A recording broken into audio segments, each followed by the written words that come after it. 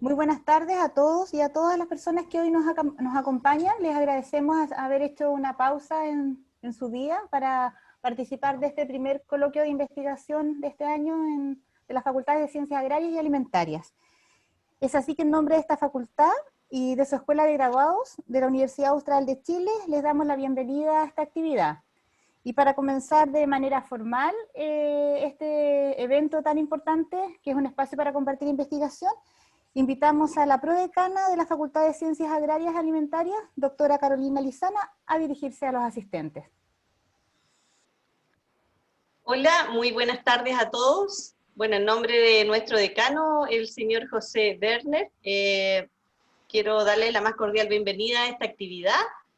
La investigación, bueno, es una de las áreas fundamentales de la Universidad Austral de Chile y junto con la formación de profesionales y posgraduados de excelencia, contribuyendo significativamente al desarrollo sustentable del sector agrario y alimentario nacional e internacional.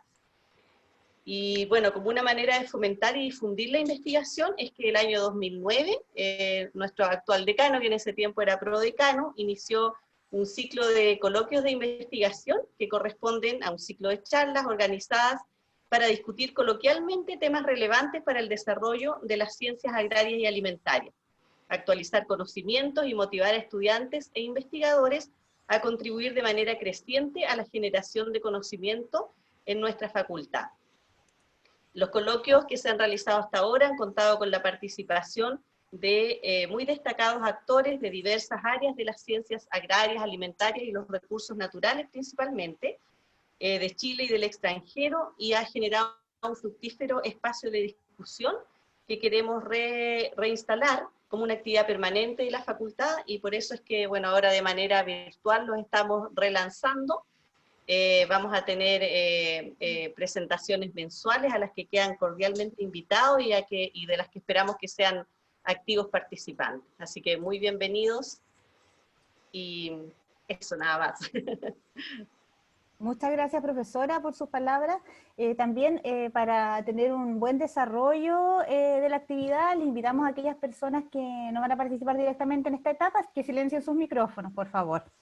Bueno, y ahora, como dijimos, esta instancia también es organizada por la Escuela de Graduados y dejamos al director de esta escuela, al doctor Javier Parada, también para dirigir unas palabras a los asistentes. Gracias, Paola.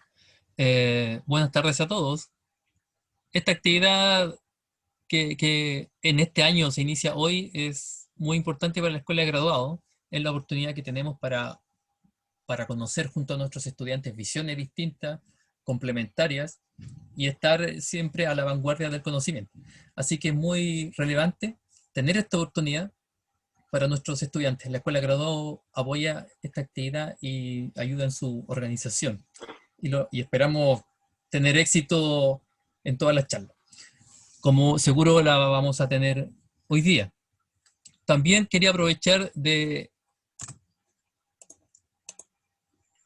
contarles solamente a la pasada que esta escuela de graduados tiene un programa de doctorado, 5 de magíster y un diplomado hasta el momento, y estamos en proceso de postulaciones para el primer semestre de 2021. Así que si hay gente que no es de la universidad y está mirando esta presentación, para que nos empiecen a conocer un poco.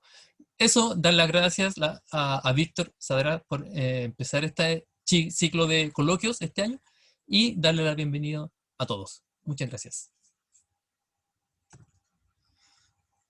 Muchas gracias, doctor Parada, pero ya para ir dando inicio formalmente, digamos, a este coloquio y para presentar a nuestro invitado, dejo con ustedes al doctor Daniel Calderini, profesor titular del Instituto de Producción y Sanidad Vegetal de nuestra facultad, quien va a presentar a nuestro invitado y quien va a moderar también una ronda de preguntas.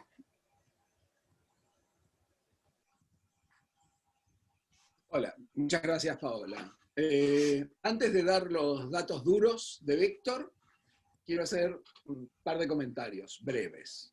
Uno es que Víctor Sadras nos ha visitado varias veces, afortunadamente, por distintos motivos, en relación a proyectos u otras actividades, pero siempre ha tenido cursos o actividades con la Escuela de Graduados y con los estudiantes de posgrado de la escuela, por lo cual le estamos enormemente agradecido tanto a Víctor como a Gustavo Islaffer también, ¿sí? Que quiero mencionarlo. Y si está escuchando, Daniel Miralles también, o Débora Rondanini, que también nos han visitado. Más allá de eso, quiero decir como introducción que Víctor Sadras, que es un ecofisiólogo, aunque se considera más ecólogo en los últimos tiempos, después nos podemos reír de eso con Víctor, lamentablemente por todo lo que nos pasa en el mundo, no podemos compartir después una cerveza todos juntos, pero ya habrá oportunidad, esperamos, más adelante. Víctor Sadras es un referente internacional en agronomía, no solo en fisiología de cultivos. Y esto, puedo decirlo yo, que tiene poco peso, pero este mismo pensamiento lo tienen big names del área, como John Pasiura, Tony Fisher y otros, ¿sí? Esto es para ponerlos en lugar. Y esta presentación, para mí, tiene dos rasgos que son fundamentales desde lo que siento. Presentar a alguien de la envergadura de Víctor, por un lado, y presentar a un amigo como Víctor Sadras, lo cual, y lamento los que aman la matemática, en este caso no es 1 más 1, 2, sino que es mucho más que 2, esto de valorarlo intelectualmente y compartir una amistad con él. Entonces, enormemente agradecido, y es un enorme placer el poder presentarlo y disfrutar de la charla que va a dar Víctor. Ahora paso a algunos números duros. Víctor Sadras se recibió en la Universidad de Buenos Aires, donde hizo su magíster, hizo su doctorado en la Universidad de Melbourne, en Australia, hizo postdoctorado con Elías Fereres, si no estoy equivocado, otro big name, en Córdoba, España, ¿sí? Para darles un datito nomás, Elías Fereres fue ministro de Ciencia de España, o el equivalente a eso en España hace unos años, ¿no? Víctor Sadras ha trabajado, para darles unos datos, Víctor ha publicado más de 160 papers, y esto visto en Publons, o sea, no hablo papers en ICI o WOS, ¿sí? Publons, que es de los más duros que evalúan a la gente, nos dice que Víctor tiene un índice H de 50, en ese orden, ¿sí? Para que tengan magnitud de sus trabajos. Víctor ha trabajado, lo cual genera una sana envidia, ha trabajado en trigo, en soya, en algodón, trabaja en vid, trabaja en leguminosas de grano últimamente, ha trabajado en girasol, ¿sí? En sus años en Buenos Aires hace mucho tiempo. Ha trabajado en infinidad de cultivos, ha trabajado en la interacción entre la fisiología y los modelos de simulación.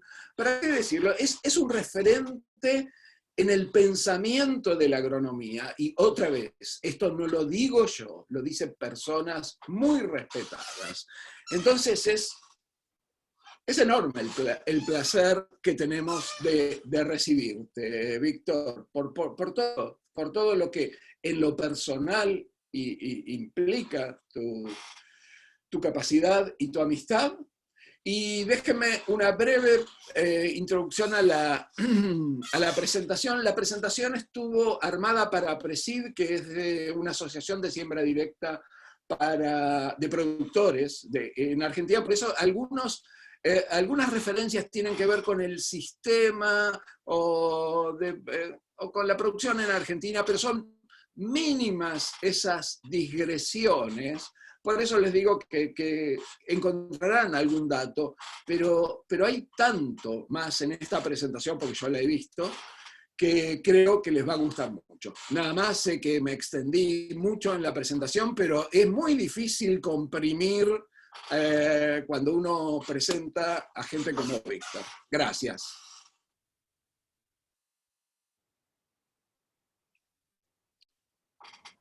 Gracias, profesor. Le pedimos al profesor Javier Parada que por favor proyecte entonces el video para que posterior al video demos inicio a la conversación, que es el objetivo de este coloquio, compartir conocimiento.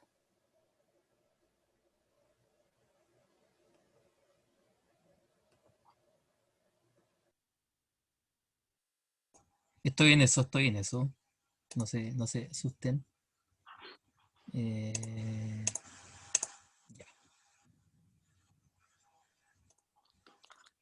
Después de solo para aclarar quizás por mientras, que después de la presentación, Víctor va a estar respondiendo preguntas, ¿cierto? Así es.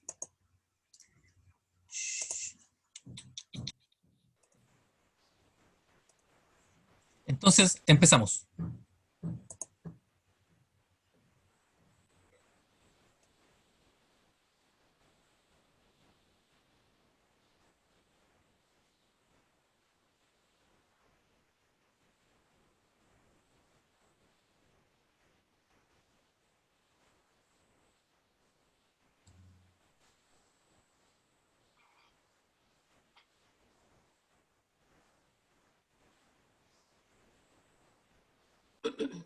¿Nos está escuchando, Javier? No. Hay que ver el audio. ¿No se escucha? No. ¿Y ahí? ¿Ahí? ¿Tampoco? No. No. A ver. Porque yo escucho perfecto. Ya. Esperemos un poco. Tiene Sí, que configurar el audio. sí. Acá está en compartir sonido de la computadora, ya. Gracias por avisar. Ahora debería escucharse. Me dicen, Buenos días. ¿Podrías ampliar la La pantalla? producción depende de un número Sí. de recursos. Es lo Tierra, máximo. ¿Se capital, escucha? trabajo intelectual, capacidad de gestión, tiempo, agua, nutrientes, radiación y 2 menús tecnológicos. Un menú de variedades, un menú de prácticas. Frecuentemente medimos y tratamos de mejorar la eficiencia en el uso de estos insumos y recursos. La ciencia tiene múltiples funciones y una de ellas es el ser un insumo para la producción. Entonces es pertinente preguntar si usamos la ciencia de modo efectivo para generar tecnología y si hay oportunidades para mejorar la eficiencia en el uso de la ciencia. La respuesta a ambas preguntas es sí. Vamos a ver la evidencia que demuestra que la inversión en ciencia y tecnología es rentable, la contracara es que es una inversión riesgosa, y vamos a revisar algunas fuentes de ineficiencia en el uso de la ciencia. Una de ellas es las modas. Si algo persiste durante 30 años se puede decir si es una moda o no, aunque cambia de color. Empezamos con los QTLs y las promesas que no íbamos a necesitar más breeders, proteonómica, metabolómica. Ahora la próxima fase es fascinante, es el interactoma, no una visión estática de qué metabolitos están jugando, sino qué se relaciona con qué. Luego nos damos cuenta que estamos tratando con plantas y hay una gran inversión e interés en fenotipiado y no sabemos qué hacer con los datos. La próxima promesa es la inteligencia artificial y así sucesivamente. No es que estas tecnologías sean por sí ineficientes, pero sin duda el valor que obtenemos de ellas no es lo prometido ni lo esperado, ni lo esperable. Porque el foco está en datos, sin necesariamente preguntarnos en qué medida estamos limitados por datos. El menú de práctica sucede algo parecido con la agricultura de precisión. El píxel es cada vez más refinado y exquisito, pero en proporción no tenemos la tecnología que deriva.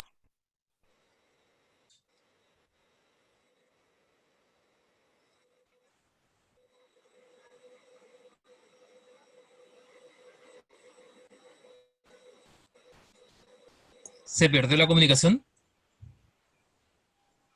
Sí, se perdió. Sí, Javier. No sé por qué. ¿Por qué esto está funcionando? A ver. De toda esa inversión. La segunda fuente de ineficiencia es ciencia con escaso rigor. Y aquí distinguimos dos tipos. ¿Ahí? Escaso rigor ingenuo o inocente y escaso rigor felino. En estos gráficos, cada punto es un año de producción e integra todos los productos que se producen en el país. Leche, carne, lana, fruta, granos ponderados por el precio de 2004 y 2006 y normalizado. Incluye la comparación a Australia, para demostrar que el índice es sensible a una disrupción ambiental como es una sequía extendida, persistente e intensa. Incluyo Hungría y Rumania para demostrar que el índice es sensible a disturbios políticos y económicos, que no nos han faltado lamentablemente. En ese contexto de inestabilidad política y económica de Argentina, limitado por esos dos hitos, la fundación del INTA en 1956 y la fundación por primera vez en la historia argentina de un Ministerio de Ciencia en 2007, vemos que la curva a veces se achata, pero en 60 años, si uno ajusta una exponencial, no le queda más a los datos. ¿Qué es lo que está sosteniendo esa curva? Dos cosas. Un sistema de ciencia y técnica que es efectivo y un sistema de producción que es receptivo a la innovación e innovador. En todo el mundo, cuando se han hecho análisis de beneficio, costo de la inversión en ciencia y técnica aplicada a la agricultura, los números son altos. 10-1 es un número prudente y es suficiente para justificar la conclusión que invertir en ciencia y técnica es rentable. Es un buen negocio, hay pocas inversiones productivas que nos generen 10-1. Asociado con la alta rentabilidad hay un alto riesgo, normalmente hay correlaciones, con un matiz especial. Y ese matiz es que el espacio muestral de la innovación tecnológica no es definible.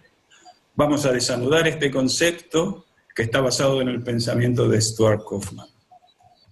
La tecnología es autocatalítica. Del mismo modo que una reacción química, la molécula A reacciona con la molécula B para una molécula C, en la tecnología tenemos combinaciones de elementos que ya existen, les encontramos nuevas funciones y los combinamos de modos distintos. Eso es el proceso innovativo.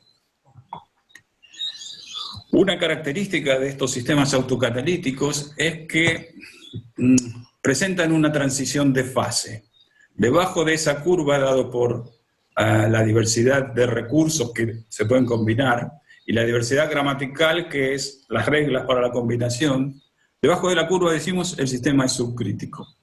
Y por sobre la curva el sistema es supracrítico. Por ejemplo, Portugal es una economía subcrítica, pero Portugal en la Comunidad Europea es supracrítica. Y esto es un ángulo interesante para entender la importancia del intercambio, incluido el comercio, y el intercambio tecnológico. Podemos visualizar la economía como bienes y servicios que se relacionan como el queso y el vino de modo positivo, o el vino y la cerveza, que son antagonistas. En donde hay un antagonismo, hay un potencial para disrupción. Cuando la economía iba sobre el caballo, la avena florecía.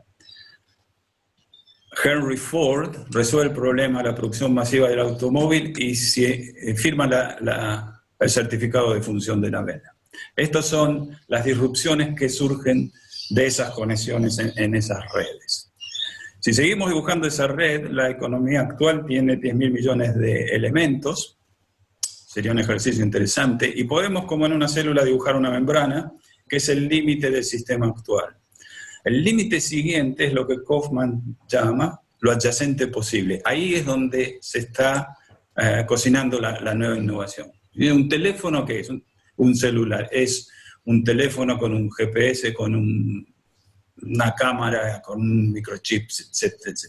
Si uno ve, no hay nada especialmente original, sino que es la combinación lo que lo hace poderoso. Y en ese adyacente posible es donde se producen las nuevas combinaciones. En el espacio verde, más allá de lo adyacente posible, tenemos el espacio muestral que es indefinible. Esta es una observación radical de Kaufman.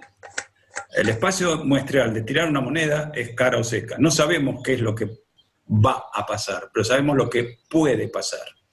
En cambio, en la innovación tecnológica, en la economía y en la biosfera, simplemente no sabemos lo que puede pasar. Las opciones son desconocidas y no es que tenemos conocimiento limitado y mañana vamos a estar en condiciones de decidir qué es lo que puede pasar ahí. Eso es en la naturaleza del animal. La razón por la cual el espacio muestral de la innovación no es definible es preadaptaciones. Si consideramos un destornillador, pueden hacer este juego 3 o 4 en una ronda y proponer usos del destornillador. Tiene un uso original, pero se puede usar para otras cosas para las cuales no está diseñado, para partir nueces, para abrir latas. Si hacen ese juego, lo que van a encontrar es que los usos del destornillador no tienen fin. Y esa es la razón por la cual el espacio muestral de la tecnología no está definido, no puede definirse. Este es otro modelo, es una caricatura del proceso de innovación, con énfasis en algunos flujos. Todo comienza con una nueva idea, que puede comenzar en cualquier parte. Una proporción ínfima de esas ideas llega al nivel de ser una tecnología potencial, y nuevamente una proporción ínfima llega a ser una tecnología que se utiliza con una cierta tasa de obsolescencia, se abandona, pero como vimos al principio, la mayor parte de la tecnología no se termina de abandonar, sino que se recicla. Si la variedad tal pierde resistencia a la roya, se vuelve obsoleta, pero no tiramos a la basura todos los genes de esa variedad, vuelven al pool genético y se vuelven a utilizar.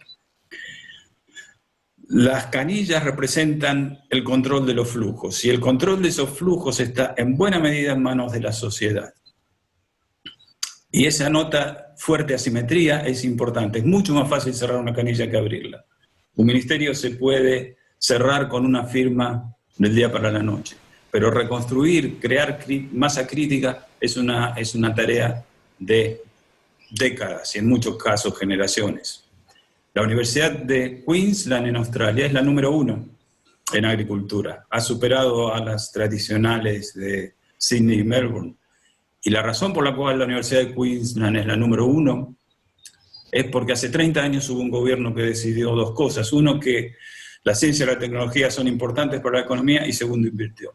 Y los réditos son 2 décadas o 2 décadas y media, 3. Más tarde, esos políticos no vieron el beneficio de su decisión en la siguiente elección. Una muestra de las muchas posibles sobre esa gradación de muchas ideas, de las cuales una ínfima proporción llega a una tecnología. En el primer panel es el número de publicaciones, en este caso el énfasis es biotecnología. Publicaciones que enfocan en estrés abiótico, que es más que todo sequía. Hay una gran cantidad de inversión en mejorar el rendimiento en sequía. Y en negro es estreses bióticos. Hay mucho más inversión en tolerancia a sequía que en estreses bióticos por esta medida. Cuando llegamos a la instancia siguiente, patentes, lo que sea una patente, pero es algo un poquito más cerca de una aplicación, en la patente abiótico y biótico están 1 a 1. Y cuando vemos el producto, las semillas que entran al mercado por una y otra cosa, es muy claro la diferencia en la proporcionalidad. Con una mucha menor inversión hemos sido mucho más efectivos, y eso es claro en los transgénicos. Los transgénicos han sido un éxito absoluto en todo lo que es protección del cultivo, y en buena medida fracasaron en todo lo demás. La producción depende de tecnología y ambiente, y estos dos factores interactúan. Esta es la interacción más común. La tasa de ganancia genética del trigo en distintos programas de mejoramiento del mundo La tasa es proporcional al potencial del ambiente. En Australia, con 2-3 toneladas, la mejora progresa 20 kilos por hectárea por año, y en Gran Bretaña o en Francia es 3 veces más. Y en Argentina está en el medio. Hay una sola excepción que conozco a esta interacción, en donde el impacto tecnológico es mayor en términos absolutos en los ambientes más favorables, y es el de sorgo en Australia, en donde la tasa de ganancia en rendimiento, y acá no es genético y agronómico, es medido en campos de producción, la tasa ha sido más alta en los ambientes más severos. Y esto es un caso excepcional. Y es interesante indagar en cuáles son las causas de este éxito. Veíamos qué difícil es mejorar el rendimiento de los cultivos en sequía. Esto es una comunidad pequeña de productores de sorgos que trabaja muy estrechamente con las mejoradoras, con los agrónomos modeladores. Y el otro rasgo de este sistema es la continuidad del apoyo a la investigación.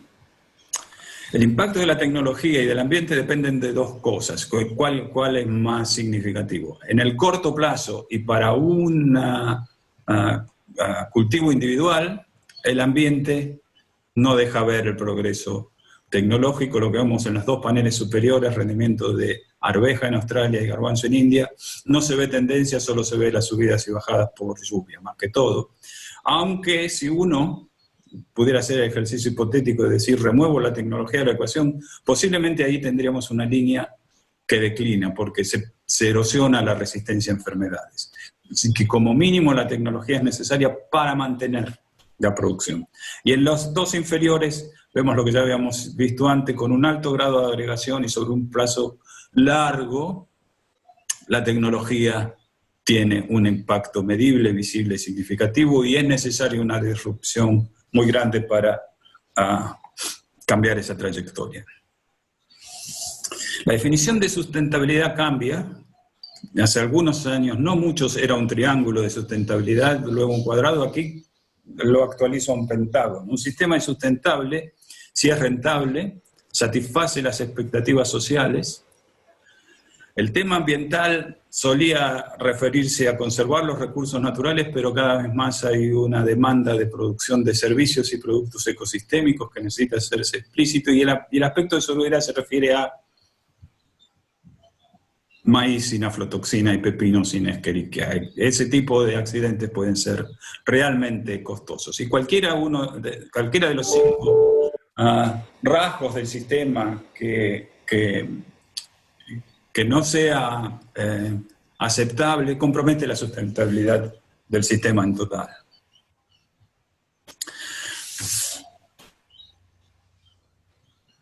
Aquí elijo este ejemplo intencionalmente, es bien ajeno a lo que es la agricultura de la Argentina, pero ustedes están debatiendo modelos de producción, problemas que se generan a través de años de utilizar un cierto modo de producción. Y los problemas son específicos, son locales, varían con la región, con el suelo, etcétera, etcétera, pero hay un patrón que es general, y quería invitarlos a reflexionar sobre esto, que es el patrón general. Y la cuestión es, solucionamos un problema y generamos otro. A veces podemos predecir cuál es el problema como consecuencia de nuestras intervenciones. Muchas veces no lo podemos predecir. El caso típico donde lo podemos predecir es al tocar los factores bióticos del ecosistema. Cualquier intervención que afecte el fitness de insectos, patógenos o malezas, tarde o temprano va a favorecer una variante que es resistente. Y esto no es solamente para las intervenciones químicas. Uno de mis ejemplos preferidos es, y perdonen por la falta de precisión, pero es en algún momento maíz continuo en Estados Unidos tenía un problema de barrenador, se introduce la soja, lo cual en el manual ecológico tiene las ventajas de aumentar la diversidad, traer nitrógeno, etc. Y después de algunos años lo que se observa es que aparece una variante del barrenador que tiene una diapausa de 2 años en vez de 1. O sea que cuando está la soja se queda quieto, dormido, y vuelve a aparecer en el maíz siguiente. sea que es ese tipo de intervenciones, y vemos que no es necesariamente el problema químico. Cualquier cosa que toca fitness nos va a generar ese tipo de problema, y podemos anticiparlo. De ahí a decir qué hacemos es otra cosa. Este problema es de 4 millones de hectáreas en la llanura indogangética, con un sistema de arroz y trigo, en donde la intensificación generó un problema serio de descenso de napa freática. La solución 1 al problema 1 es legislación que dice no se puede sembrar arroz antes de tanta fecha, promoviendo que la siembra del arroz entre en la estación de lluvia y de disminuir la dependencia del riego. Esto fue muy exitoso. Pero genera otro problema, que es una pequeña ventana para cosechar el arroz, manejar el residuo y sembrar el trigo. ¿Cómo respondieron los productores? Quemando. 23 millones de toneladas de rastrojo que se queman. Delhi es una de las ciudades más contaminadas del mundo. Se puede medir el costo en vidas y en rupias. Y la solución actual es Happy Seeder, un desarrollo de CIMIT y otros, que es una máquina. Lo importante es que está diseñada para la escala de este sistema de producción. Pica el rastrojo y siembra en una pasada. ¿Cuál es el problema de este sistema? Aún no lo sabemos. Pero esta danza de generar soluciones y crear problemas es universal. Volviendo al tema de la inversión, asumimos rigor científico en la asignación de recursos. Y vamos a esbozar 3 fuentes de ineficiencia, comenzando por las modas y el énfasis en datos. Y ya hablamos de la cuasi obsesión de juntar datos en biotecnología y en agricultura de precisión. En lo cual el éxito ha sido enorme, porque producimos más datos de mejor calidad, más rápido, más barato. Pero no hacemos la pregunta de cuál es el tipo de problema. ¿Estamos en un laberinto o estamos en una autopista? Si estamos en una autopista, yendo más rápido vamos a llegar a algún lugar y antes. Pero es realmente esta la cuestión. Mi percepción es que no. Mi percepción, junto con Julie Tigani, es que la mayor parte del tiempo no estamos limitados por datos, estamos limitados por entender el problema. Y los ejemplos son de éxito cuando se combina el atletismo del jugador, el experto en píxeles que corre los 90 minutos, y el jugador tipo Iniesta que puede ver el partido, que entiende el juego. Ese es el caso de lo que hace Pablo con manejo de zonas.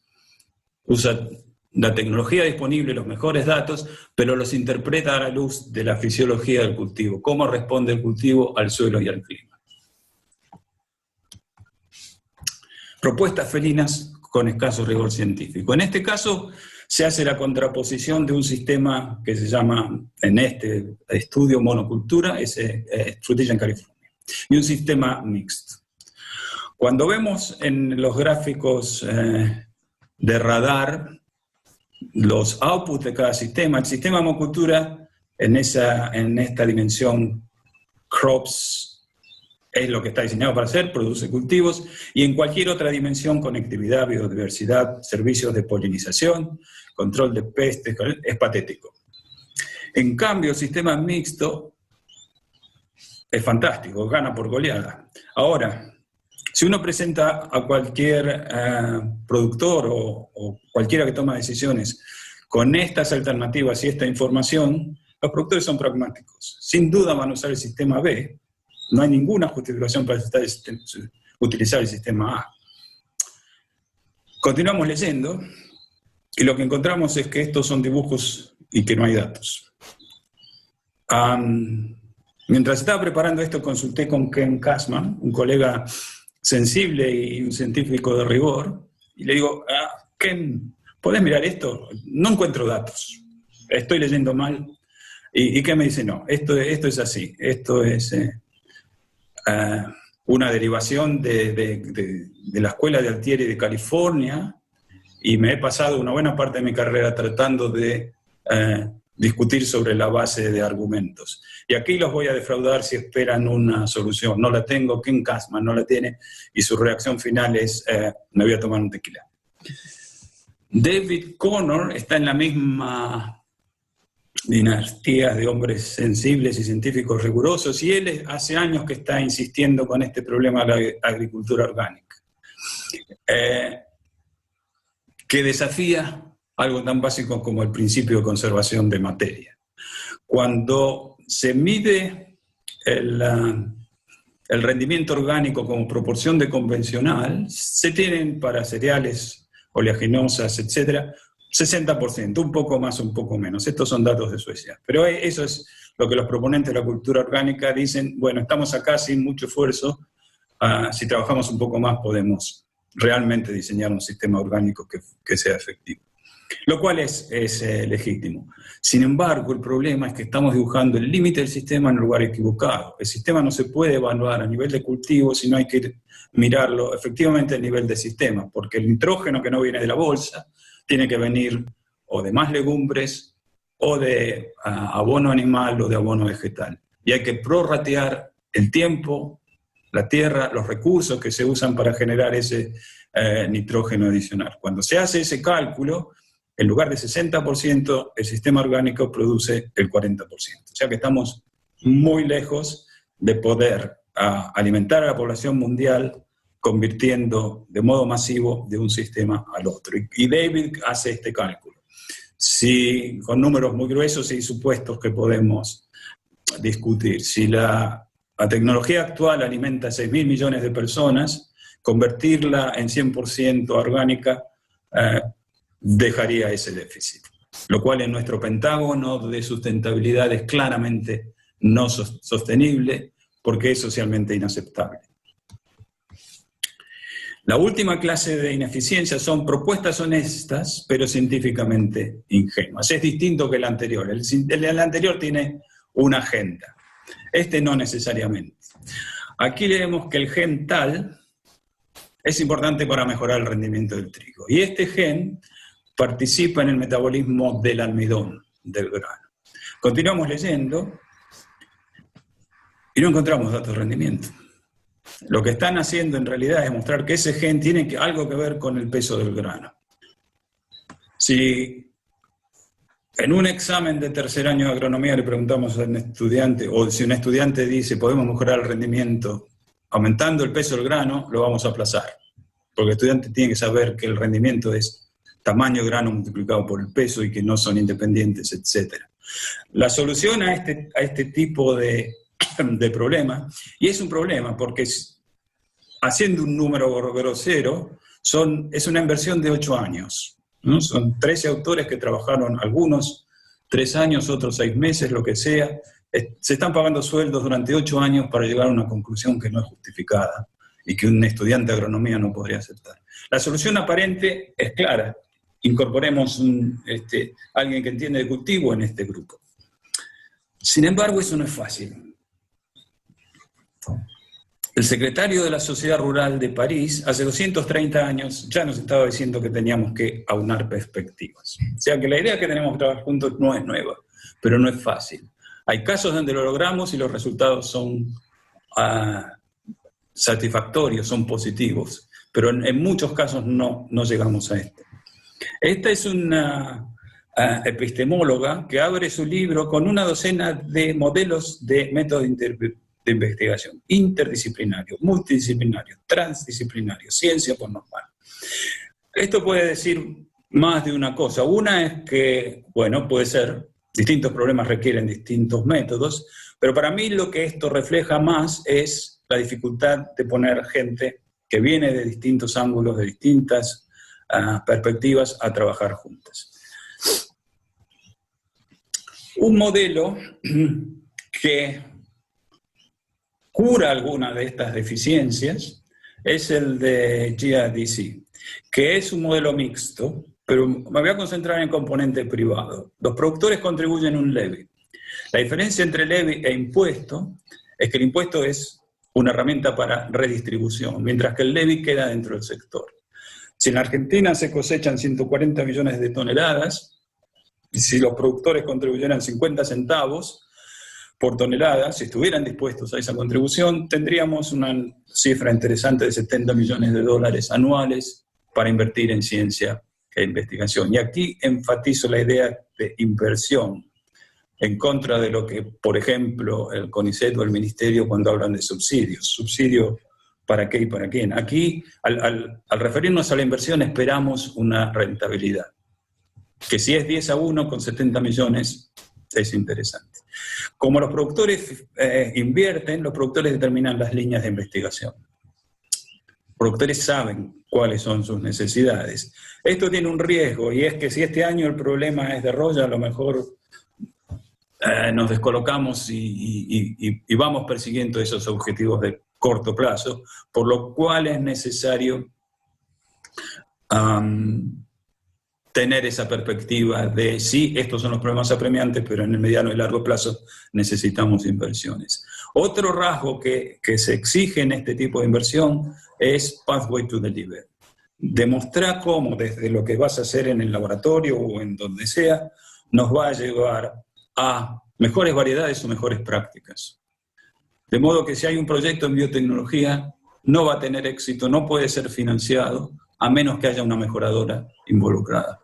Y si el proyecto es en suelo, tampoco va a ser financiado, a menos que haya agrónomos. Esa es una exigencia del sistema.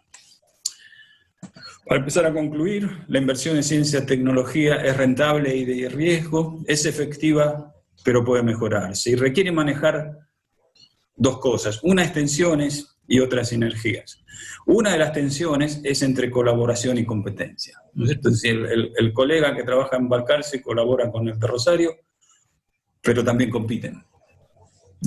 Y una cuestión interesante, últimamente estuve haciendo esta pregunta a colegas en posiciones de toma de decisiones, y les pregunto, ¿cómo manejan el conflicto de colaborar y competencia? Y lo que encuentro es una negación fuerte. No competimos, colaboramos con todo el mundo, lo cual, por supuesto, no es verdad. Y en la medida en que no hacemos explícita esa tensión, no la podemos manejar. Julian Alston es un economista que fue pionero en este tema, lo cual tiene mucho sentido, ¿no es cierto? Si estamos hablando de invertir en ciencia, ¿cómo no vamos a usar un método científico para distribuir recursos, para tomar decisiones y para establecer prioridades? Y él desarrolló métodos imperfectos, empezando por reconocer la idea de que el espacio muestral de la innovación está definido. Tenemos que decidir, tenemos que apostar cuál de las 10 propuestas tiene más probabilidad de generar una tecnología cuando no sabemos de dónde estamos yendo. Y Alston hace la observación muy importante, es que estas evaluaciones econométricas no deben asfixiar la creatividad científica. Debemos preservarla a toda costa. Barry Osborne propone este Tao de la investigación.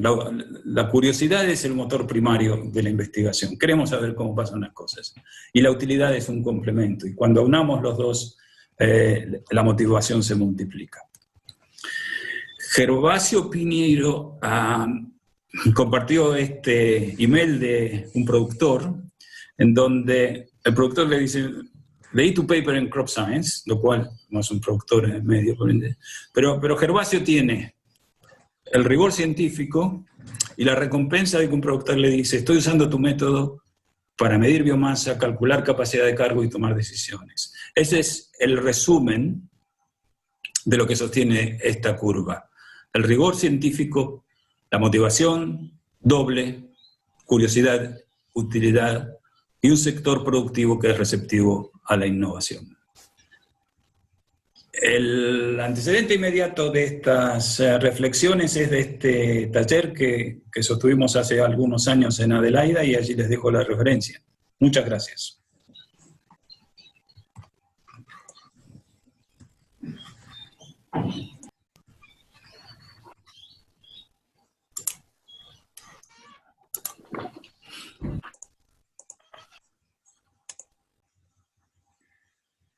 Ya.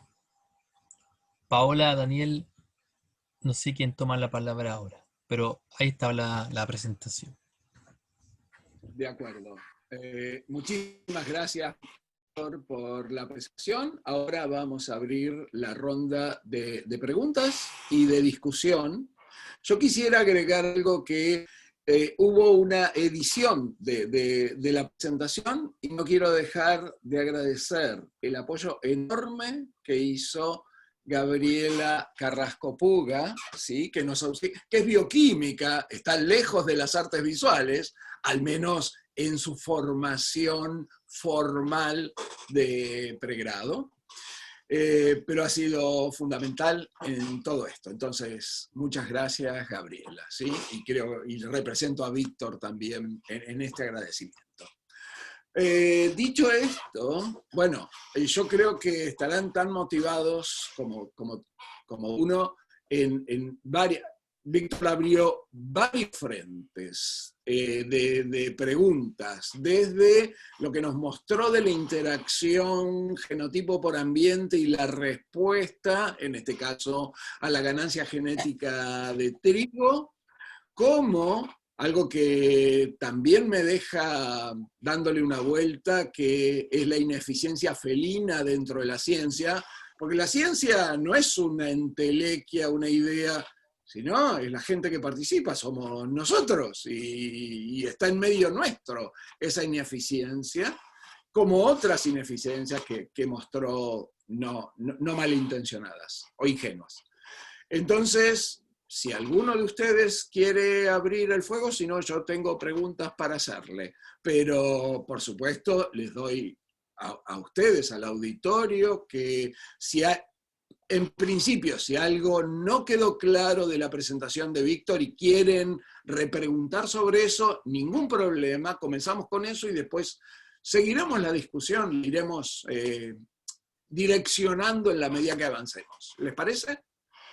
Por favor, si alguno o levanta la mano o manda un chat o de la forma que podamos verlo. Son muchos, no puedo ver todos, no entran todos en una pantalla, pero habilite el micrófono y diga, ¿puedo preguntar? O mi pregunta, y vamos para adelante. Tampoco tengo experiencia en manejar estas cosas, ¿no? Todo este año ha sido muy nuevo para nosotros. Gracias. Escucho propuestas. Hola, Víctor. Hola, Gabriela. Empezamos con Gabriela. Bueno, como decía Daniel, yo vengo un poco de esto de colaborar con otras áreas y me llamó la atención el ejemplo de la ineficiencia de las intenciones como más felinas, porque en el fondo hay un tema ahí de cómo traspasar lo que producimos nosotros en la academia al sector más productivo, y eso en general, ahora lo que sabemos hacer es a través de este tipo de reviews que efectivamente no muestran los datos duros. Entonces, si tú en tu experiencia tienes alguna como alternativa que compartir para poder ampliar esta difusión de los conocimientos científicos y hacerlos útiles para la sociedad, no solo la producción, sino que en otros ámbitos sociales. Es una buena pregunta. Primero quiero agradecerles por la invitación y el interés. Luego pedir disculpas porque la película original estaba hecha para el público trasandino y entonces hay muchas referencias a Argentina. No tuve la oportunidad de ajustarlo a las condiciones chilenas, pero espero que algunas de esas cosas resuenen.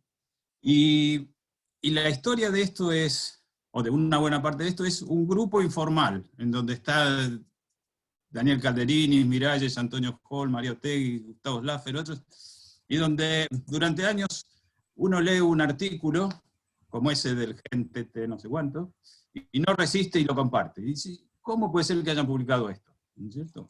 ¿Cómo puede ser que una journal que es riguroso y de prestigio y es intachable, lleguen a ese es el caso del problema ingenuo. Y la razón es circularidad. ¿No es cierto? Vivimos en círculos donde nos relacionamos con gente que piensa similarmente y donde es una conclusión honesta. Alguien encontró el gen que modifica el tamaño del grano y dice, mejoramos el rendimiento. Y ayer leo un artículo sobre un metabolito que tiene en un laboratorio alguna condición de defensa, y la conclusión es que podemos resolver problemas de patógenos con ese metabolito, lo cual es, hay media docena o más de pasos entre esa cosa del laboratorio y el campo.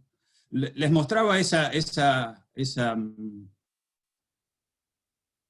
propuesta de este francés que hace 250 años estaba diciendo, el mecánico tiene que trabajar con el botánico y con este. La idea está ahí, es eso lo que hay que hacer, pero es difícil. Y excede a lo que es la ciencia en la que trabajamos. Eso es más una cuestión sociológica o etc. A raíz de esas discusiones de cómo puede ser que hayan publicado esto, es que hicimos este taller, y John Paciore escribió un paper sobre translation, esa idea de esto es muy interesante, pero además queremos tener un impacto. Y una de las cosas que él propone es diversificar y nutrir los paneles, los paneles editoriales de una revista que puede ser de ciencia de planta, pero si tiene algo, si alguien quiere hacer ciencia de planta y medir lo que sea, perfectamente válido. Si queremos llegar a conclusiones agronómicas, hace falta algo más. Y ahí es donde se necesita la diversidad. Se necesita alguien que entienda de agricultura y que pueda, con rigor científico, hacer una evaluación. Eso es importante en los journals que publican y en los organismos que asignan recursos. Pero no es fácil. Daniel. ¿Otra? Sí. Sí, Mireia Miralles, Daniel Miralles, por chat dice que tiene una pregunta. Ok, ahora lo veo. Sí. ¿Cómo te va, Víctor, Daniel? ¿Cómo les va a todos? Tanto tiempo. ¿Cómo andás, Víctor? Che, muy interesante la presentación. Un comentario y una pregunta. En el primer gráfico que mostraste de Argentina, cuando uno ve la tasa de incremento de producción, parece ser inmune, a diferencia de la caída del muro de Berlín o la sequía del milenio en Australia, a cualquiera de las cuestiones que mostraste ahí, la creación de un ministerio de ciencia, etc. Y yo por eso veo que hay una independencia en la producción, en el caso de Argentina, por la idiosincrasia propia de los productores, que un poco me parece que es similar en otros países del mundo, pero que es independiente de la ciencia.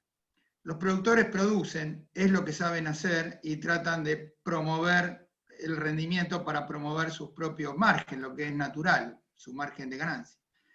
Y entonces yo lo que veo en Argentina es una clara disociación entre la ciencia, en general, y la aplicación de esa ciencia al sistema real de producción. Es muy poquito. El ejemplo que vos mostraste de Gervasio es una aguja en un pajar. La tecnología es lo que domina de alguna manera por sobre cualquier aporte de la ciencia que los hay, no digo que no, pero no llegan al sistema de producción. La tecnología llega muchísimo más rápido que cualquier aporte que proviene de la ciencia. Ese es mi comentario, nada más.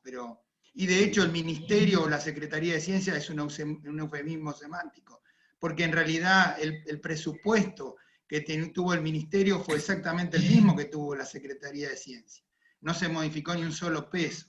Por lo cual ahí tenemos un ejemplo de cómo el poder político con un eufemismo semántico puede hacer creer a la población que un ministerio puede ser mejor que una secretaría cuando nada cambia.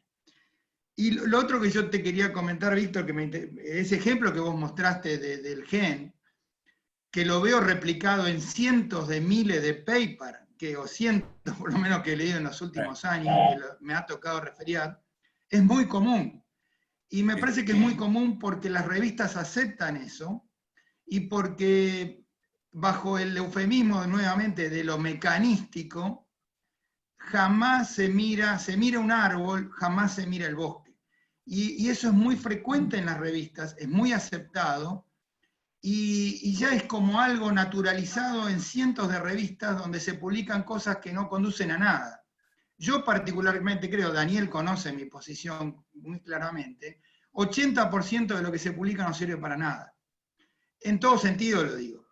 No sirve ni para aplicar a nada, ni para que dé origen a nuevas preguntas, y solo una pequeña proporción tiene algún impacto genuino, si bien en muchos de esos entiendo que es ganar pequeños conocimientos, que es la ciencia en sí misma, y eso es válido.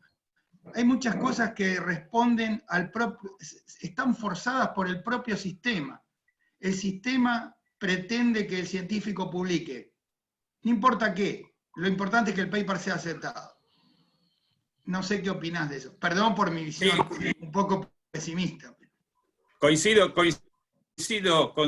completamente, y ese es el problema de circularidad. Alguien publica un paper en Nature del gen tal y tiene acceso a un cargo superior, tiene acceso a subsidios, tiene acceso a... Y luego entra en un panel que decide quién tiene qué. Ese es el problema de circularidad importante. Y eso está arraigado en el sistema académico, donde si alguien quiere hacer una carrera científica, hace un doctorado, un postdoc, tienen que publicar para acceder a la instancia siguiente, tienen que tener un número mínimo de publicaciones, se le puede dar algún peso a la calidad, etc. Pero el sistema está direccionando en ese sentido. La contrapartida es el ejemplo de GRDC, donde los productores invierten, y es muy sencillo. Está bien que uno quiera mirar el gen X o el metabolismo tal, o los píxeles en el campo. También pasa lo mismo con agricultura de precisión. Pero entonces la condición es, vamos a financiar este estudio en genética, pero si esperamos una aplicación en mejoramiento, el equipo tiene que tener mejoradores. Y el mejorador te va a decir, bueno, está bien, mirá el peso del grano, pero no te olvides del número. Esa me parece que es la contrapartida. Que es verdad lo que vos decís, el ejemplo que yo doy de Gervasio, etcétera, es una excepción, y en un sistema donde no está articulado de modo orgánico esa condicionalidad de financiamos, pero no te doy plata para estudiar suelos, a menos que hayan agrónomos, al faltar esa estructura, todo queda librado a los individuos. Y vos podés tener un interés en producción, entonces orientás, te relacionás con la maltería o con quien sea. Pero al faltar la estructura más por encima, estamos sujetos a eso. Pero el caso de GRDC también es importante, porque no estamos, es mixto, es público y privado, pero uno podría pensar perfectamente en un sistema 100% privado, ese es el ejemplo que di. Si en Argentina los productores pagaran 50 centavos por tonelada, tenés 70 millones de dólares que los productores pueden decidir cómo se usa.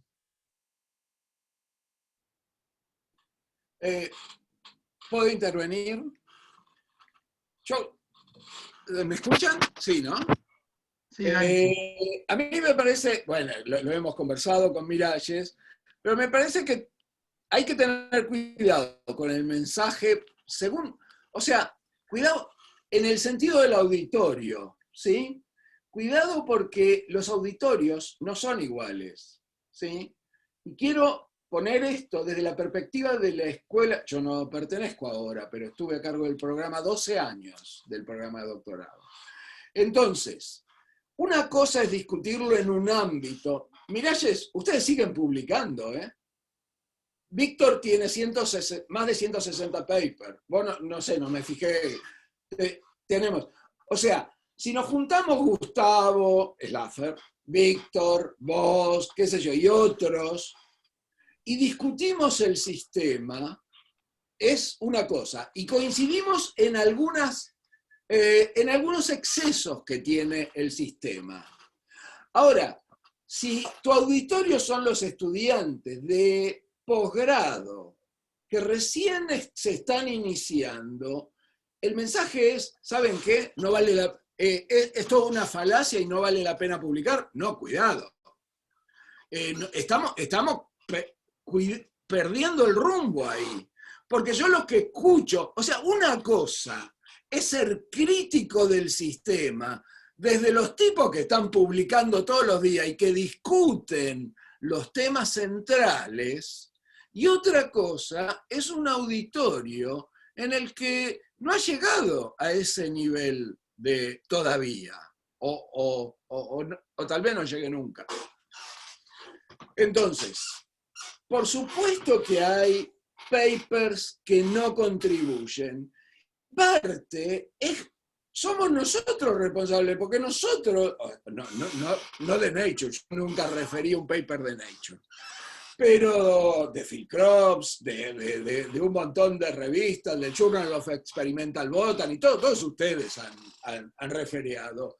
Entonces, es nuestra propia comunidad la que le está dando permiso a eso que no tiene valor, o que le falta, o que la visión, yo sé que son críticos ustedes, no, lo digo en términos generales, pero, a ver, una cosa que me encanta del sistema científico, a diferencia del sistema religioso, que yo no lo soy, yo soy ateo, pero la religión se establece por dogmas, y los dogmas no se discuten.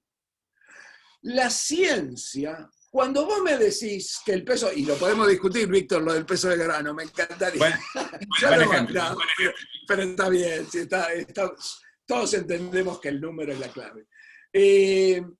Pero eso es lo bueno de la ciencia, que no hay dogmas. Si vos me demostrás que la enzima beta no sirve para nada, y yo no soy un necio, listo, la enzima beta no sirve, es así, y pasemos a otra cosa. O sea, la fortaleza de la ciencia está en la comunidad científica.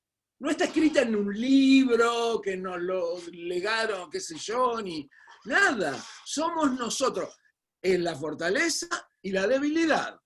Porque si no nos comportamos como debemos cuando referiamos y dejamos pasar, como esos papers que no los dejamos pasar, esos que comentamos, ¿cómo pueden publicar esto? Y hay gente que admiro también, como Antonio Hall, que ninguno de nosotros tomó la pelota en este caso, algunos porque no teníamos la entidad que tiene Hall, y dijo, esto no lo podemos dejar pasar. Le aclaro a los demás. Uno de los casos fue Plant and Soil.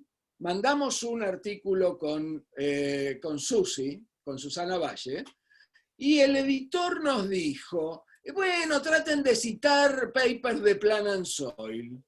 Y yo les pasé a Antonio, a Víctor, a Daniel, a Gustavo. ¿Cómo un editor de Plant and Soil nos va a decir eso? Y Hall, que es el monumento a la honestidad de las personas, en el medio es de los más honestos que conozco, y hay muchos honestos, no es que... dijo, no puede ser, tenemos que hacerle una carta al editor general, ahora no me acuerdo, es súper conocido, al editor general de Plant and Soil diciendo que esto no puede ser. Entonces, parte de lo que pasa en el sistema es culpa nuestra también. Como comunidad, no digo Daniel Miralles, ni Juan Pedro, ni qué sé yo. Somos nosotros la falencia. Y eso, por el otro lado, esa es la gran fortaleza.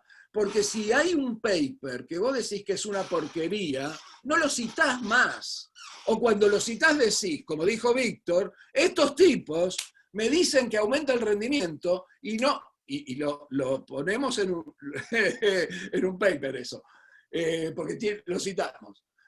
Y estos tipos ni me dan el número de granos, ni me dan el rendimiento, son unos chantas estos tipos, ¿sí? Entonces no lo podemos, somos nosotros. Entonces, a lo que voy es, el sistema no es perfecto. Y si alguien conoce algún sistema que sea perfecto, que me lo diga.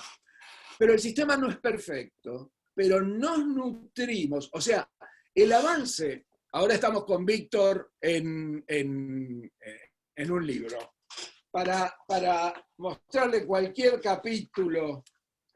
Un libro, ¿sí? Fíjense la parte de atrás.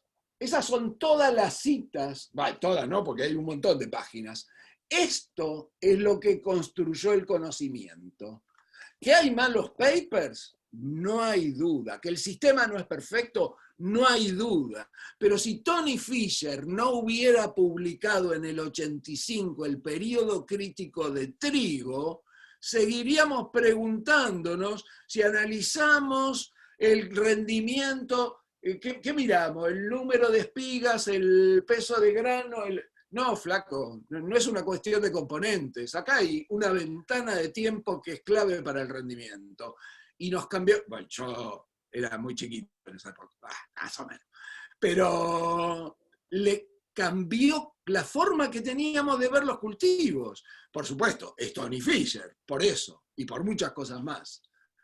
Pero a lo que apunto es, cuidado con el mensaje, porque los auditorios no tienen el background que tenés vos, Daniel.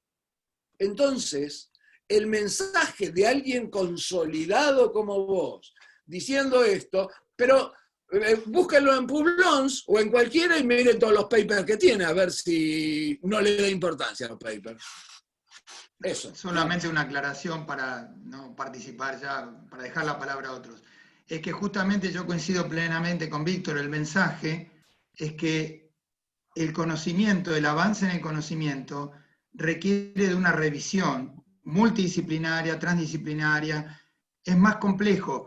Y yo coincido plenamente con Víctor. Para mí el mensaje es ese. Hoy tenemos que revertir, mirar eso de dejar de mirar el árbol para mirar el sistema y hacer asociaciones, como es lo que por lo menos yo trato de promover, con diferentes personas de diferente experticia en distintos campos. Eso es lo que va a hacer avanzar. Ese es el mensaje. Que seguirá habiendo trabajos en la literatura, míos y del grupo nuestro y muchos grupos que son bastante malos, siempre va a haber. Y otros que serán mejores. Lo que yo digo es que es muy importante revertir esto, no ser preso de lo que quiere el editorial, sino de lo que queremos avanzar en la ciencia. Nosotros somos, por algo las revistas buenas tienen entre 80 y 90% de índice de rechazo, lógico, pero tenemos que pensar en construir el conocimiento desde, no un punto de vista, desde muchos puntos de vista, para dar respuesta de la ciencia a lo que yo cada vez me gusta más estar involucrado, que es en la transferencia tecnológica. Eso, nada más. Ok. Víctor, tienes la palabra, porque si... Alejandro. Hola, Víctor. Hola, Alejandro. Bueno, interesante la discusión, pero yo creo que cuando se habla de las publicaciones, y mis hijos también me critican sobre las publicaciones, el énfasis que yo le pongo en las publicaciones, mis hijos están más en la parte social. Yo creo que esto parte un poco antes, parte a partir de los proyectos, porque son los proyectos que finalmente lo que permiten que se generen datos, y a partir de esos datos se generan publicaciones. ¿Y qué ocurre con los proyectos? Primero, los proyectos siempre tratan, las personas, los investigadores y todos, tratamos de poner algunas palabras claves que son o modas, cambio climático, o que tienen alguna utilidad práctica, aunque muchas veces está muy alejado de esa investigación que llegue a alguna tecnología o a algo práctico. Pero ¿quién evalúa los proyectos? Si somos nosotros mismos. Son pares los que evalúan ese proyecto y que dicen, bueno, este yo lo financio, o yo le pongo tantos puntos y finalmente se financia. Y en fondo sí, Víctor, el sistema que tenemos nosotros acá de financiamiento de la investigación, se intentó fomentar la interdisciplinaridad en los proyectos. Y resultaba que los grupos de estudios que eran los responsables de recibir los proyectos en áreas específicas, agronomía forestal, medicina, biología, ecología, etc., resultaba que no eran aceptados esos proyectos, porque no había un panel, no había la cultura de la interdisciplinariedad. Y que finalmente esos proyectos eran rechazados, y después se logró intentar generar un grupo de estudio que evaluara proyectos multidisciplinarios, y creo que nunca resultó. Porque la ciencia, yo soy no muy especialista, pero hay gente que es muy especialista en algunos temas, entonces, uno saben de eso, y si los mueve de eso, ya se perturban. Entonces, ese grado de especialización extrema también hace que esas personas a veces no puedan ver el resto, y tampoco forman equipos de trabajo, y tampoco en la evaluación hay suficiente, los paneles son capaces de filtrar esos proyectos que si realmente lo que dicen tiene alguna posibilidad de que llegue a una tecnología. Eso con respecto a los proyectos, o sea, la falla es nuestra misma. Segundo, con respecto a las publicaciones, yo creo que las publicaciones cumplen un segundo rol, o sea, claro, tiene que ser lo más innovador posible, que sea un aporte al conocimiento, pero también es una manera de reportar los resultados de investigación en forma adecuada. O sea, yo le veo ese valor, que si hubo una investigación que fue apoyada, financiada con recursos públicos, y esos resultados de investigación queden reportados adecuadamente y evaluados por pares. Y esas son las publicaciones. Y que no venga después, 5 años después, alguien a repetir lo mismo. Pero si eso se hizo, aquí en Chile ocurrió mucho. Muchas cosas se hicieron hace 20 años atrás, pero esas personas que le hicieron quedaron reportadas a lo mejor en un informe. Hay casos clásicos aquí en Chile. No voy a decir nombres, pero...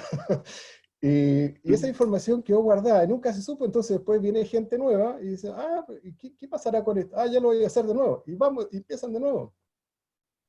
Entonces, estoy a favor de las publicaciones, sí, porque es una manera de reportar, adecuadamente los resultados de investigación y que quede para las generaciones futuras y se va acumulando conocimiento con pequeños aportes. También es parte de la carrera académica, eso no lo podemos negar. Aquí en Chile está cada más se valora mucho la parte curricular, las publicaciones, o sea, para acceder a un cargo en una universidad o en un instituto, las publicaciones son relevantes, o para acceder a más recursos, como investigador también las publicaciones son relevantes. Entonces,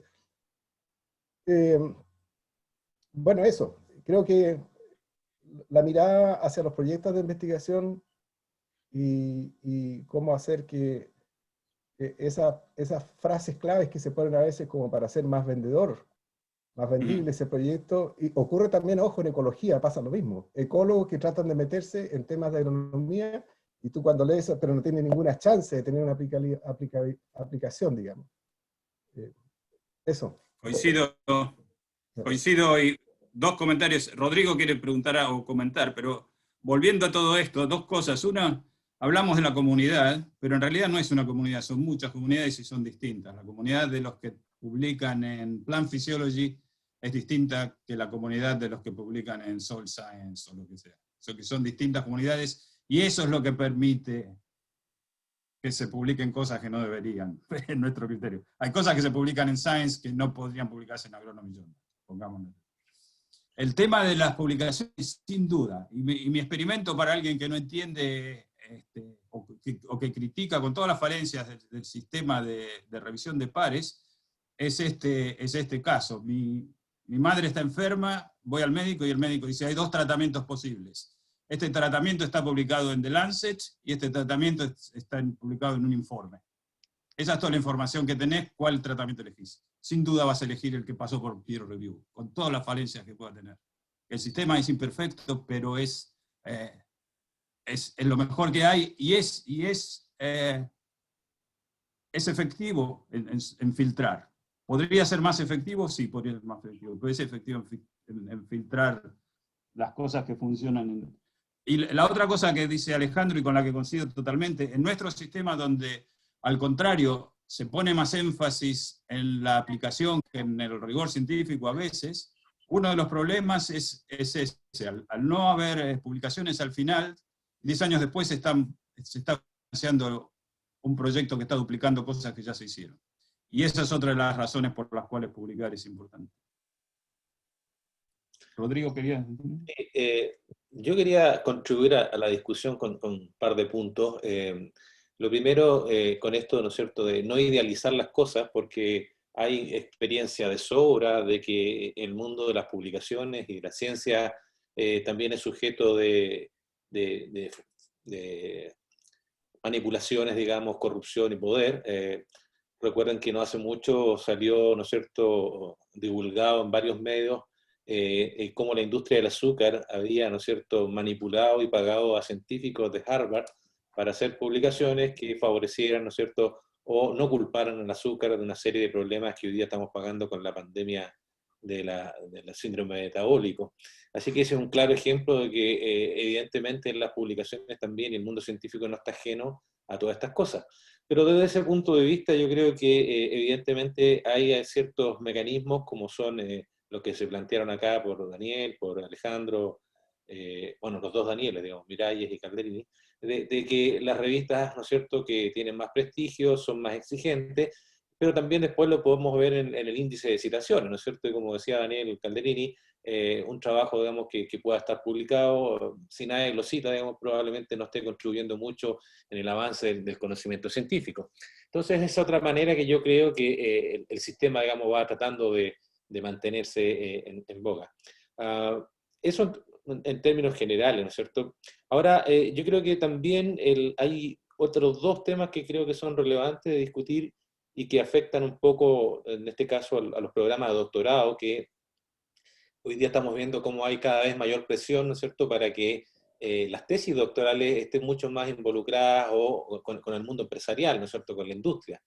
Y ahí hay también un gran desafío, y ahí me gustaría que después Víctor a lo mejor nos pudiera comentar de su conocimiento y la experiencia en este sentido, porque en Chile hoy día estamos todavía un poco en pañales en ese sentido, y hay algunas experiencias, yo sé, europeas, digamos, de Alemania, en que han trabajado eso fuerte y hemos estado tratando de interiorizarnos un poco al respecto. Sin embargo, y ahí es donde lo hemos discutido con Iván, digamos, y otros colegas, donde uno ve que hay con Máximo también el tema de los tiempos, los timings, ¿no es cierto?, del mundo de la ciencia con el timing del mundo, ¿no es cierto?, empresarial, que todo era para ayer, digamos, y en el mundo de la academia tenemos otro ritmo, digamos, otra burocracia, y el productor quiere, ¿no es cierto?, la respuesta ya, y no esperar a que salga el paper, no esperar a que venga la revisión de pares, porque eso me hace perder ventajas comparativas o competitivas, digamos. Entonces ahí hay una gran dificultad, yo creo, en el términos de cómo podemos conciliar el mundo de la ciencia, ¿no es cierto?, con el mundo de la empresa, y pensando también más que el mundo de la empresa es más, apunta tal vez más a lo tecnológico que a lo científico propiamente tal, por lo mismo, porque quiere una solución en general relativamente rápida para un problema, y la ciencia, ¿no es cierto?, mucho por el mismo método científico, requiere probablemente un poco más de tiempo en encontrar esa solución tecnológica para un problema específico en una industria. Entonces, ese es un tema que me gustaría que a lo mejor que lo viéramos. Y lo otro que me preocupa, que por ahí se mencionó cuando daba el ejemplo, Víctor, del gen, ¿no es cierto?, del rendimiento. Otro problema con el que lidiamos hoy día como mundo científico y de la academia es esto de los medios, ¿no es cierto?, masivos, las redes sociales, la comunicación, y que se cuelgan, ¿no es cierto?, de cualquier cosita como esta, digamos que poco menos que ya tenemos la solución, ¿no es cierto?, para el aumento de la producción de trigo, pero yo lo llevo más al plano de los productos animales, que es el área en que trabajo, con el tema, ¿no es cierto?, de que la carne y el cáncer, ¿no es cierto?, o la carne y la diabetes, o la leche, ¿no es cierto?, que nos hace mal, que nos hace bien, y cómo pasamos un día que no se tiene que comer huevo, ¿no es cierto?, a qué hora coman todos los huevos que quieran. Entonces, este pimponeo, digamos, de justamente por la calidad de los trabajos científicos y muchos de estos grandes titulares que uno ve en los medios más masivos, en general son poco rigurosos científicamente, porque muchas veces son estudios de asociaciones, ¿no es cierto?, y no de causa-efecto, por la dificultad que genera, sobre todo en estudios, ¿no es cierto?, de nutrición humana, establecer ese tipo de investigación y lo costosas que son. Entonces, creo que también hay que ser cuidadosos, y para los estudiantes que nos acompañan en este coloquio, creo que es importante que vean un poco este tipo de temática de las publicaciones, de la calidad de las publicaciones, porque ellos están justamente en esta etapa formativa, y la invitación es no a que tengan miedo de publicar, sino que lo hagan, pero con un paper de calidad y de impacto, digamos. Esa es la invitación. Gracias. Discúlpame, Rodrigo, ¿podrías repetir las dos preguntas por si hay alguien que en la conversación que hiciste en los comentarios se perdió las dos preguntas fundamentales? Sí, la pregunta tal vez la más fundamental es cómo conciliamos la ciencia, ¿no es cierto?, en este caso a través de los programas doctorales, con las necesidades de la empresa, que es una presión que se está viendo cada vez mayor a nivel internacional, diría yo, y en Chile en particular nos están un poco presionando en ese sentido. Y lo otro era el cómo lidiamos, ¿no es cierto?, con esto de los medios, ¿no es cierto?, y cómo la prensa masiva, digamos, tergiversa, digamos, todo lo que aparece a veces ser soluciones milagrosas. Gracias. Para la primera pregunta, no estoy en el ámbito académico, no sé exactamente qué es lo que uno debería pedirle. Lo primario de un doctorado, que es una forma de entrenamiento en la ciencia, es originalidad, rigor, y las publicaciones son una medida, y eso es fundamental. Pedir que además tenga aplicación sería un adicional. No sé si es esencial para ese nivel de un estudio, de un doctorado. Ustedes lo sabrán mejor. Sin duda, ese es el yin y el yang de Osmond. Si me levanto a la mañana y estoy entusiasmado por tal idea. Y para muchos, además, si esa idea tiene algún viso de aplicación, es un estímulo secundario. Pero no tendría que ser condicionante, me parece, a nivel del doctorado. Lo que sí es fundamental en el doctorado es originalidad y rigor. Y ahí las publicaciones son una buena medida. Más allá, sí. Y también depende de quién invierta y quién financie. En el ámbito académico en Australia está bien separado. En el ámbito académico hay algo que es como el Fondesit, no sé si exactamente así, pero allí las aplicaciones son secundarias. Lo que importa es la originalidad y mover las fronteras del conocimiento. Y en esas evaluaciones, sí, tener papers en tales journals, etcétera, es importante. Volviendo, el tema de los tiempos que decís, Rodrigo, eso me parece que es una cuestión de madurez del sistema, y madurez de los usuarios. Si los usuarios pueden tener algo apremiante, una enfermedad, una zoonosis que necesita resolverse sí o sí, y en donde el sentido de urgencia es real y legítimo. Pero la madurez significa comprender que invertimos esfuerzo y dinero en esto que es apremiante, pero tenemos que invertir en la ciencia y la tecnología que nos va a resolver el problema que todavía no conocemos dentro de 10 años. Y los sistemas maduros tienen esa posibilidad de separar esos dos componentes. Alejandro había hecho esta mención que anoté y me olvidé de comentar, que la dificultad de conseguir financiación para proyectos que son más amplios e interdisciplinarios. Eso está documentado. Hay un estudio donde hacen un metaanálisis del grado de éxito de proyectos, y lo que encuentran es que los interdisciplinarios tienen menos chances de tener financiación. Es paradójico porque en el ámbito de declarar, todo el mundo, nadie va a decir no queremos perspectivas múltiples, pero en la realidad no se apoya con y más difícil aún cuando se combina la ciencia duras con las ciencias sociales. Eso está mucho más todavía de tratar de venderlo. Un ejemplo interesante de lo que es la interdisciplinariedad. En un panel donde estábamos evaluando proyectos, uno de los criterios era que tenía que haber disciplinas múltiples. Y había un proyecto que tenía, para un colega, era muy bueno y era claramente interdisciplinario porque tenía genómica, metabolómica y proteómica. Para él eso era disciplinario. Lo cual, desde una perspectiva es, porque son perspectivas distintas, métodos, etcétera, son cosas muy distintas. Pero la cosa era mejorar la planta y no había nadie que entendiera la planta. Así que los dos evaluaban cosas muy distintas. Vuelve otra vez al tema de que no es una comunidad, son distintas comunidades. Sí. Me alejo un poco de los papers y la productividad y la cosa más académica para ir a una cosa más agronómica.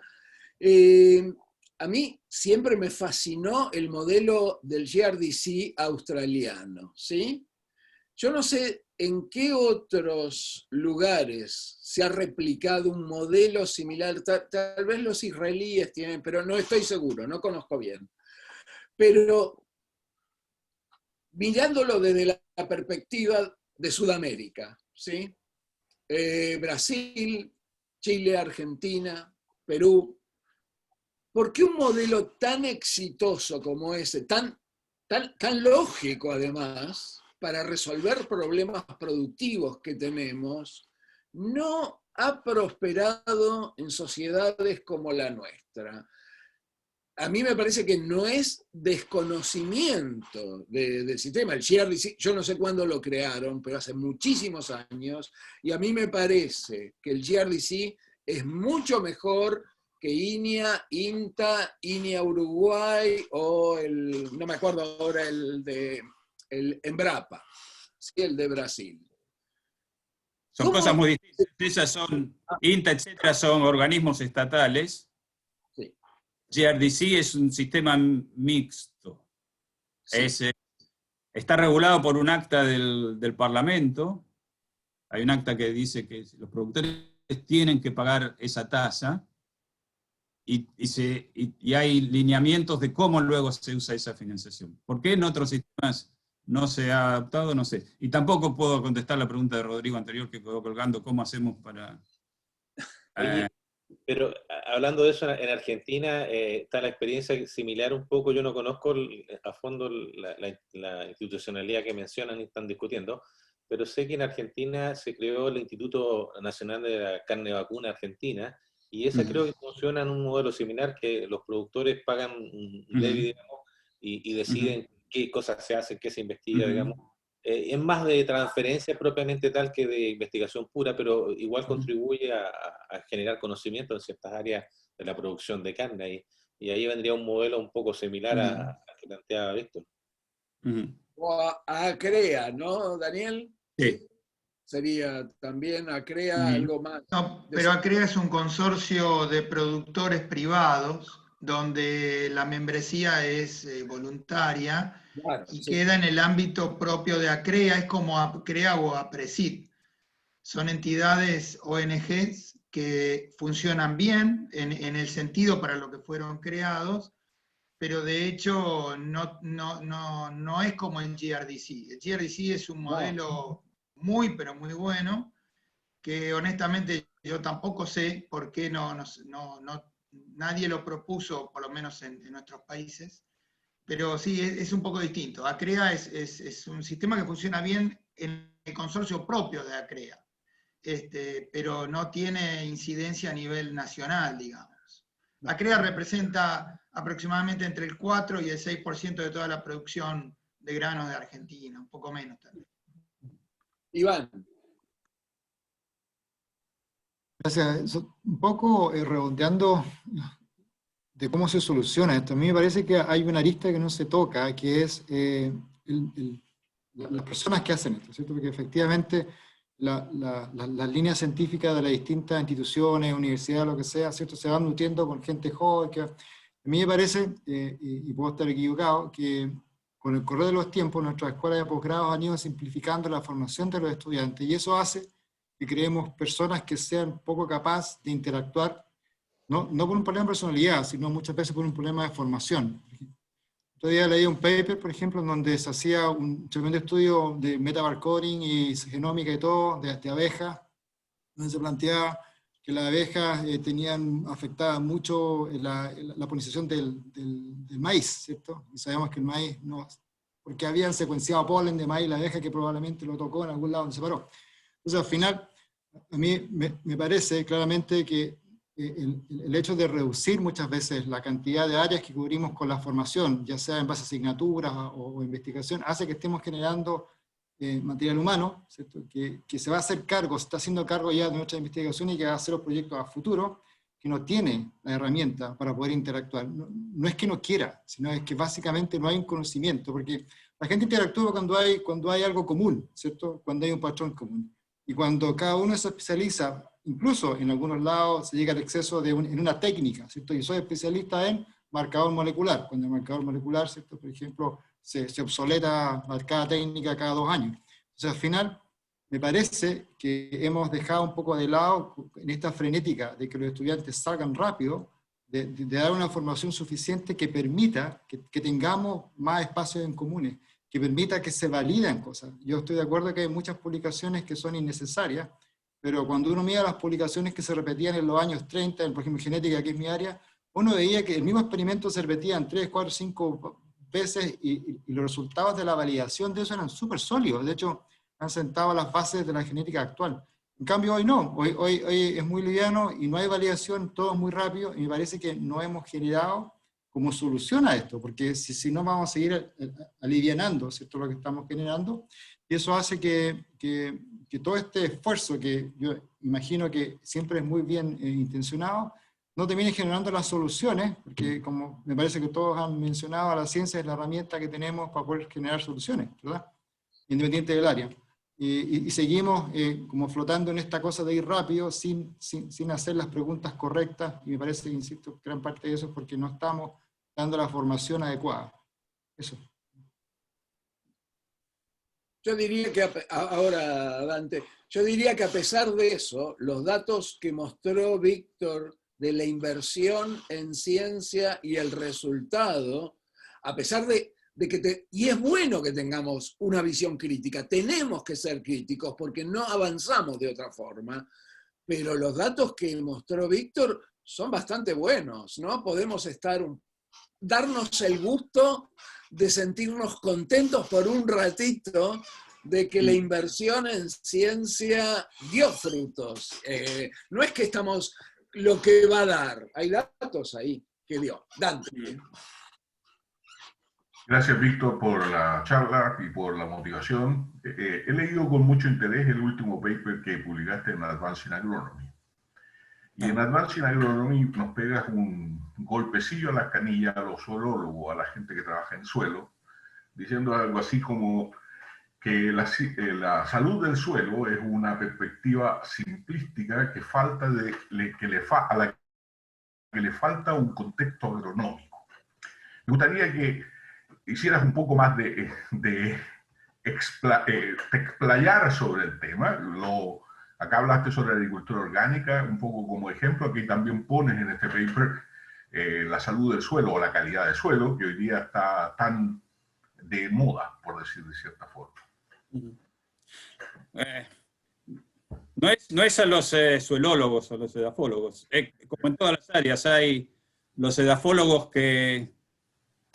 Porque mi premisa es siempre, los productores tienen 2 menús para trabajar. Uno es variedades que hay que hacer y luego las prácticas, qué hacer. Uno puede estudiar física del suelo, química del suelo, etc. Para llegar al productor el vínculo es una práctica. El concepto de salud del suelo es criticado por Megan Ryan y John Kierkegaard, en el sentido tenemos estudios donde toman una muestra, hacen toda la metabolómica, la genómica, y dicen, tenemos que empujar el sistema para tal lado, para tal otro. Y esas cosas, el ejemplo más claro es el de las micorrizas, la idea de manejar micorrizas o no manejarlas. Cuando se mira en un contexto agronómico, esos estudios de suelo funcionan cuando están en ese contexto agronómico. Del mismo modo que la metabolómica de la planta aislada tiene un límite rígido, esa escuela de medir todo lo que se puede medir porque tenemos la tecnología, diciendo en eso de que tales papers son inútiles. No son inútiles, no sabemos a dónde pueden llegar. Pero podemos sacar mucho más jugo si cuando se hace eso hay alguien que entienda del sistema agronómico. Ese es el mensaje. No sé si leíste el paper original de Megan Ryan en New Phytologist, sobre micorrizas.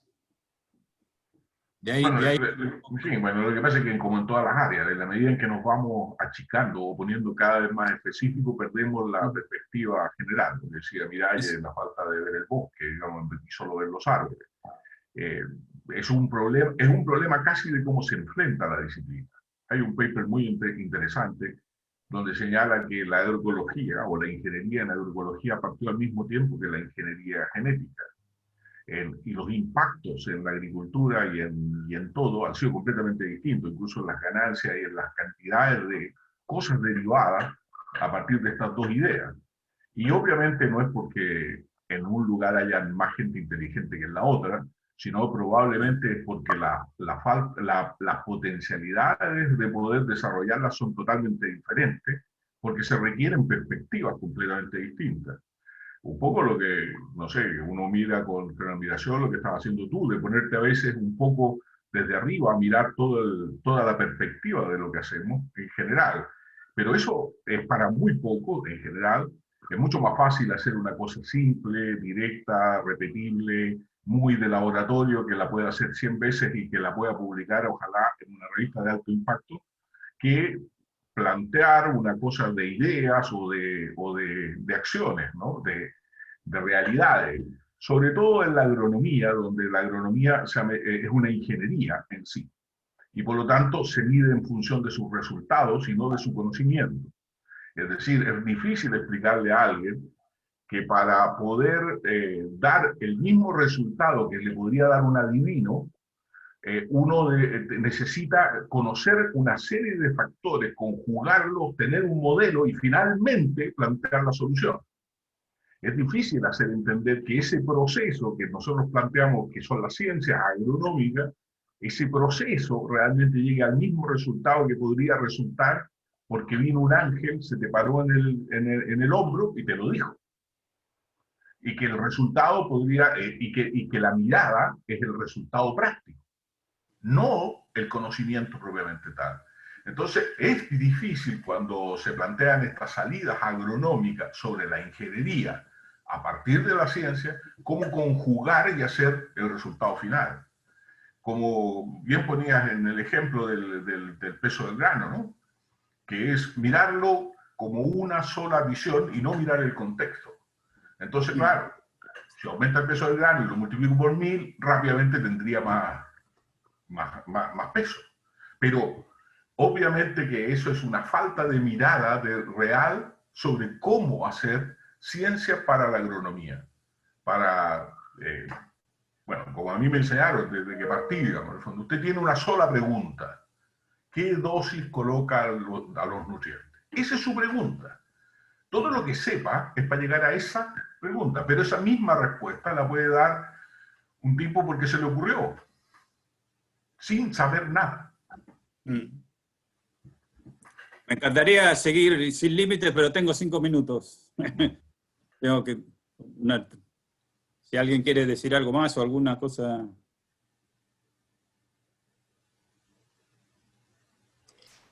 Daniel, no sé si quieres cerrar tú para...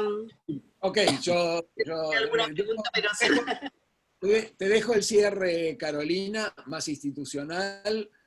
Yo le agradezco a todos los que han participado, que se han sumado a este primer coloquio que se ha hecho en este semestre.